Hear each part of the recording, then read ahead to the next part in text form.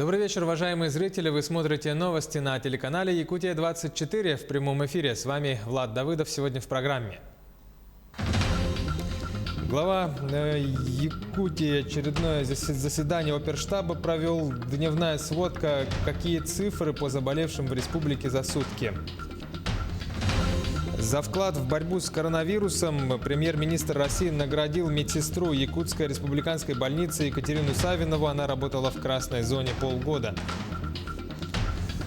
Задача ликвидировать очередь в Нюрбе. Полным ходом идет строительство трехэтажного детского сада на 280 мест.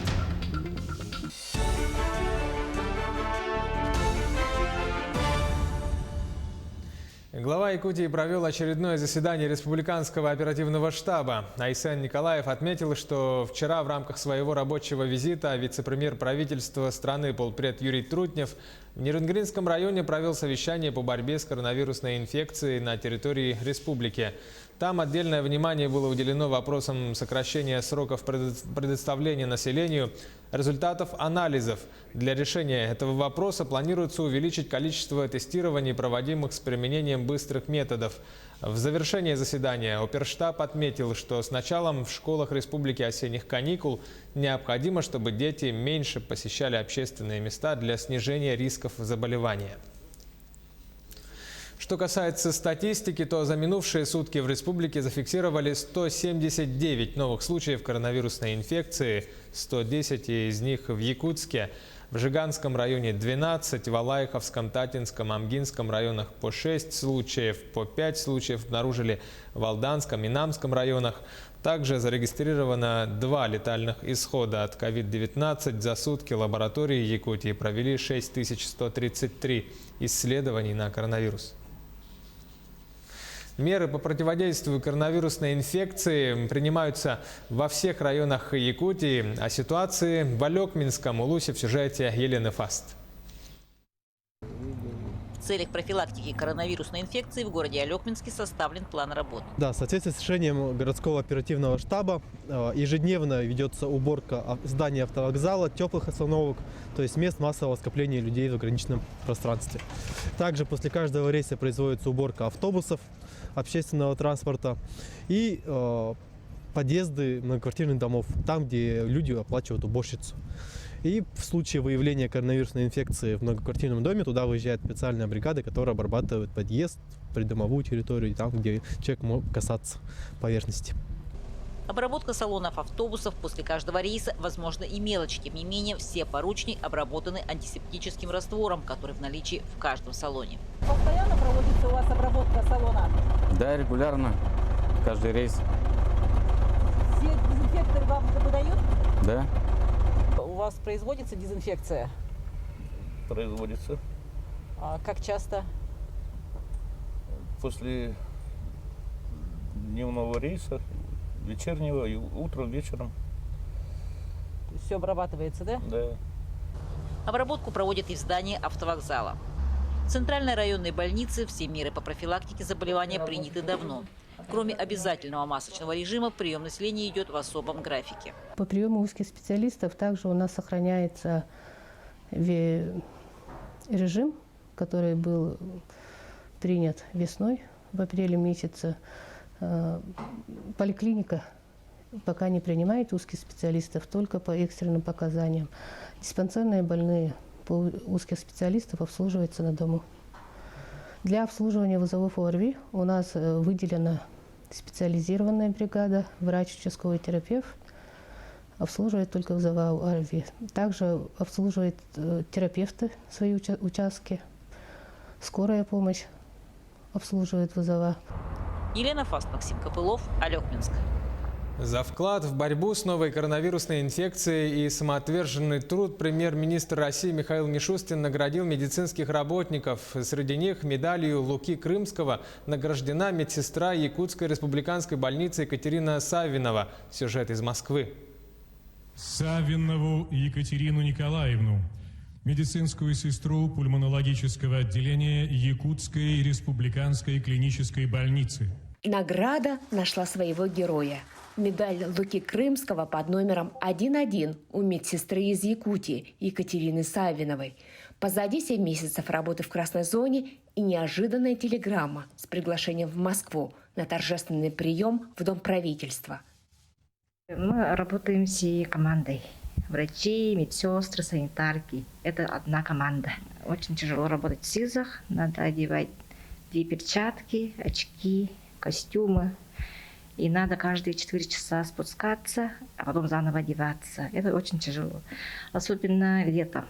Вот. Очки потеют, дышать невозможно, жажда. Даже вот вены не можешь найти на ощупь. Это очень-очень тяжело.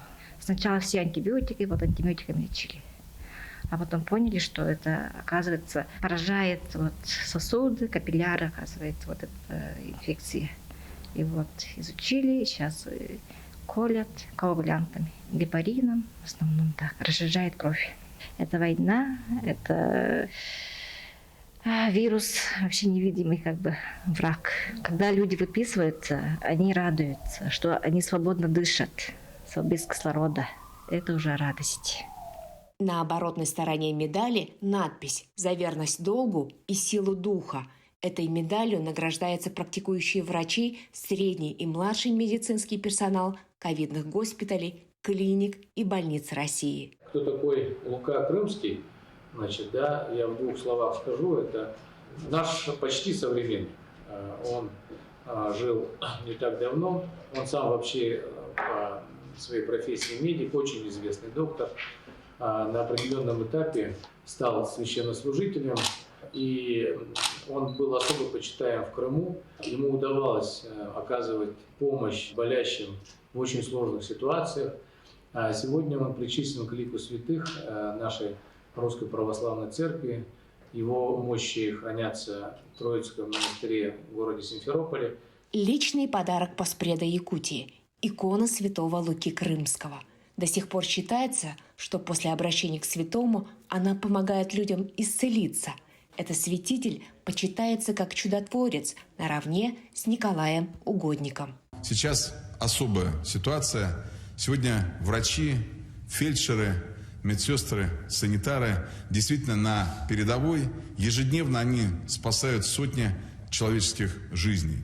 Борются со смертью в красной зоне, без сна, без отдыха, долгое время не видя собственную семью. Помогают не только пациентам с коронавирусом, но и с другими не менее опасными заболеваниями. Такой труд не каждому под силу. Он требует высокой квалификации, полной самоотдачи, ответственности и, конечно же, сильного характера. Ежедневно медики спасают тысячи жизней и продолжают рисковать своим здоровьем. В масштабе страны они стали единым коллективом, дежурными врачами в регионах, вернув уважение общества к профессии медицинского работника. Туяра Константинова, Джоль Березкин, Москва.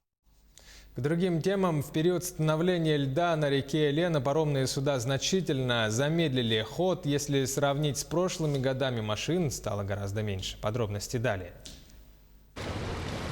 Суровые зимние каникулы для паромщиков приближаются. День ото дня на реке Лена из-за скопления большого количества льда судоходам перевозка автомобилей дается сложнее.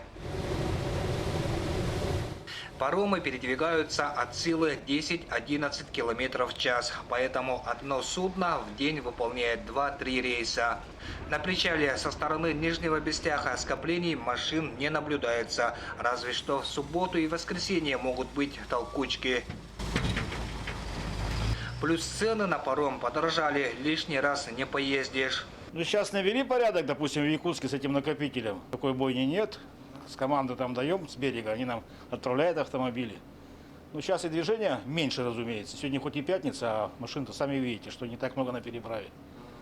В этот период времени тарифы на паром всегда повышаются, и всех автовладельцев интересует вопрос повышения цен. Ну, во-первых, у нас расход топлива поднимается. Вот, и сложные обстановки, и буксир дежурит, которому тоже надо нанимать, оплачивать деньги. Сейчас паромы по маршруту Нижний Бестях, Якутск переправляются не по часам, а по загрузке. То есть будут стоять и ждать, пока не заполнится весь паром. По моим подсчетам, вот, например, паром 4 здесь стоит уже около 3 часов. Вот сейчас проблема, вот видите сами, что проблема в том, что машин не хватает. Паромы справляются прекрасно. Причалы сейчас вроде отрегулированы и подсыпано всегда все, и как бы проблем нету ни с чем. Сейчас это единственное неудобство для водителей – стоять и ждать. Паром 4 отходит от причала в Нижнем Бестяхе и будет следовать вниз. Паромные переправы могут завершить работу в любое время. Все зависит от погодных условий. Артур Старостин, Мигино, Кангаласский район. Круглогодичная дорога Кобяй свяжет отдаленные села Кобяйского района с федеральной трассой Вилюй, а значит и с центром региона. Совсем недавно транспортное сообщение с Кобяйским улусом шла только по Зимнику. Время в пути составляло аж до 20 часов. Теперь движение открыто и в летнее время. Круглогодичная дорога благоприятно скажется на экономике всего Кобяйского района. Сегодня состоялось торжественное открытие дороги. Строительство поэтапно вели 20 лет. Последний 16-километровый участок возводили с мостовым переходом через реку Тюганя на границе Кобяйского и Горного районов. Стоит барьерное ограждение, установлены дорожные знаки, сигнальные столбики. Дорожная одежда сделана методом ресайклинга и с покрытием 15 сантиметров С1. Поэтому методом заклинки. И, в принципе, вот этот тип дорожной одежды, он будет удовлетворять несущей способности. Для грузового транспорта, для легкового, естественно, нормальное движение будет. В Нюрбе полным ходом идет строительство трехэтажного детского сада на 280 мест. Общая стоимость объекта 347 миллионов рублей, 90% этой суммы из федерального бюджета, оставшиеся из республиканского и местного бюджетов. Строительство должны завершить уже в декабре текущего года. С февраля месяца объект начал строиться. И сейчас строительная готовность объекта около 70%. Тепло внутри запущено. Сейчас идут отделочные работы внутри здания и кровельные фасадные работы. И объект в основном должен быть закончен к концу декабря этого года. Таковы новости к этому часу. Итоги дня подведем в 20:00. Будем обозревать главные события уходящего дня. Будьте в курсе, оставайтесь на канале Якутия-24. Берегите здоровье, носите маски.